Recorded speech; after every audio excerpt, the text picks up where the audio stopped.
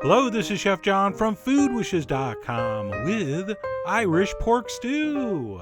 That's right, this is what we're supposed to be eating for St. Patrick's Day instead of corned beef and cabbage. In fact, the Irish didn't even know about corned beef until they got to New York City and started hanging out in delicatessens. So this St. Patrick's Day stew actually features pork, something that would have been much more common, and believe me, every bit as delicious. And we're going to start by cutting up some boneless pork shoulder, also known as Boston butt. Yes, I did say butt, but it's not what you think. It's actually the shoulder, the same cut as beef chuck.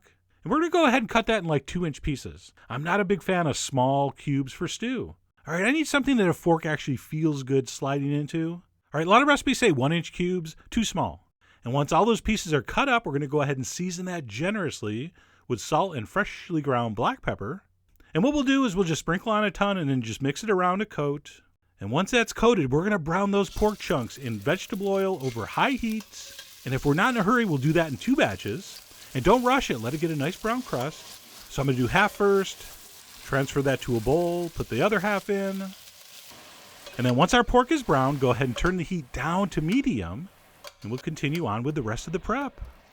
Which means go ahead and throw a chunk of butter in the pot. We're going to go ahead and throw in a chopped onion, along with a big pinch of salt. And we'll saute those onions on medium for about 5 minutes, or until they start to soften up and turn translucent. And at that point, we're going to throw in a little bit of minced garlic. And we don't want to brown this, okay? We're just going to give this about a 30-second sizzle. And after cooking that garlic ever so briefly, we're going to go ahead and dump in our flour. And it's just a couple tablespoons. We don't want a really super thick, gloppy, goopy, globby gravy. Now, I don't think any of those were real words, but I think you get what I'm saying. We don't want this too thick. So we'll stir in a couple tablespoons of flour, and we'll cook that for about 2 minutes. And at that point, we're going to toss in 1 bay leaf and some caraway seeds, which is kind of an unusual stew ingredient, but totally works with this. So we'll give that a stir and cook that about another minute, at which point it's time for one of the secret ingredients, a dark Irish beer. And I don't like to mention specific brands, but I will give you a hint. There's a book of world's records named after this beer. So we're going to dump in a bottle of nice dark stout. And as soon as we dump that in, give it a good stir, because that's going to thicken up pretty quickly. But don't worry, that's normal. And at that point, we can go ahead and dump in the rest of the ingredients, which includes some carrots and celery.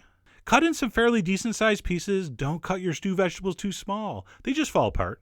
And then, of course, we're going to go ahead and dump our pork back in along with any accumulated juices. Oh, don't waste the juices. They're juices. And then we're also going to want to add some chicken broth, a couple cups of that. You could certainly use water. And at that point, let's go ahead and crank our heat back up to high so we can bring this up to a simmer.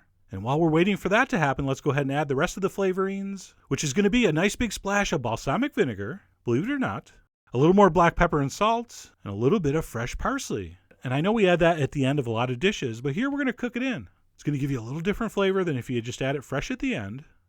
So we'll give all that a stir, make sure all the meat's below the surface if possible. And then you know the drill.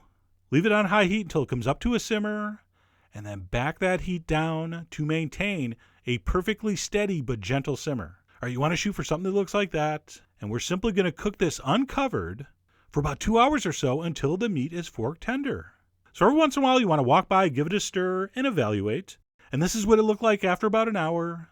If it looks like it's reducing down too quickly and getting too thick, you can always add another splash of broth. But this does look perfect, and that's why you want to cook this uncovered. All right, you want that sauce to be reducing, and you want to be able to keep an eye on everything. So that was after about an hour. And then this is what it looked like after about 2 hours. And I don't have Irish eyes, but they were smiling anyway, because this looked like it was getting close. So we're going to give that a stir. And of course, we got to give it the old poke with the fork to test for doneness. All right, we don't guess around here. There's no money in guessing, unless you're a professional guesser. But anyway, we're going to test that with the fork, and it was just about perfect. And at that point, we are ready for the final step. I'm going to go ahead and add some baby cabbage to this. Oh yeah, little miniature cabbages. They're so cute. And I've already blanched those, so those are cooked. And all we really need to do is let that simmer for about 5 minutes until those heat through, and we're ready to serve. And yes, of course, you could cook those in the actual stew, but it's so much harder to time. All right, so by parboiling, you really take the guesswork out of it. You know after 5 minutes, they're going to be perfect. So a much better system, in my opinion. So like I said, when those are heated through, you're ready. But of course, you got to taste your stew before you serve it. So give it a taste primarily for salt. And then once you're happy with it, let's go ahead and ladle it up. And if you're wondering, where the heck's the potatoes? I thought you said this was an Irish stew. The potatoes are right there. I'm going to serve this over mashed potatoes, which under a stew is never a bad idea. So I'm going to go ahead and ladle that over and make sure we got enough of that amazing sauce. And then last but not least, we'll finish this off with some freshly chopped 4-leaf clovers. All right, I'm just kidding. That's parsley. Although I did find a 4-leaf clover one time. I bent over to pick it up and hit my head on a branch. So yeah, super lucky. But anyway, we're going to garnish that with some parsley, and your Irish pork stew is done. And looking magnificent, if I do say so myself. And as I go in for a taste, I cannot explain how delicious this actually is. The way the bitterness of the beer plays off the sweetness from the aromatic vegetables and the balsamic vinegar is just amazing. I mean, if I caught a leprechaun and they were supposed to bring me to a pot of gold and they brought me to a bowl of this instead, I would not be that disappointed.